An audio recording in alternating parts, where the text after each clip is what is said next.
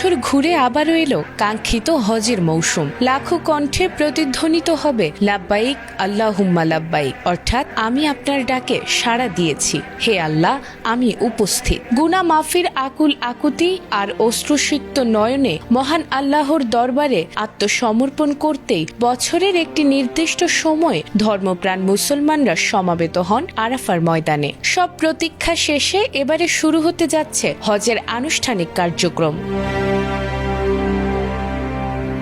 সোমবার ৮ জিলহজ মিনায় অবস্থানের মধ্য দিয়ে শুরু হবে মুসলিম বিশ্বের সবচেয়ে বড় ধর্মীয় সমাবেশের আনুষ্ঠানিক কার্যক্রম। এরপর ৯ জিলহজ আরাফাতের ময়দানে অবস্থানের মাধ্যমে পালিত হবে হজের মূল রোকন বা প্রধান স্তম্ভ।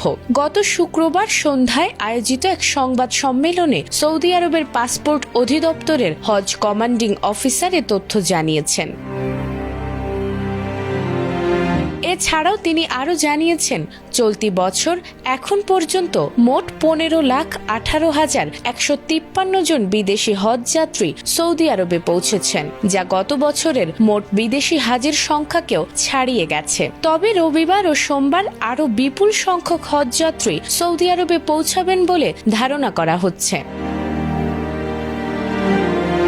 উল্লেখযোগ্য বিষয় হল ২০২৫ সালে মোট ১৬,৭৩,৩২০ জন ধর্মপ্রাণ মুসলিম হজ পালন করেছিলেন। এর মধ্যে সৌদি আরবের বাইরে থেকে আসা হজ যাত্রীর সংখ্যা ছিল ১৫,০৬,৫৭৬ জন। তবে এবারে সেই সংখ্যাও ছাড়িয়ে গেছে, আর তাই ধারণা করা হচ্ছে এবারের হজ আয়োজন গত বছরের তুলনায় আরও বড় পরিসরে অনুষ্ঠিত হতে যাচ্ছে।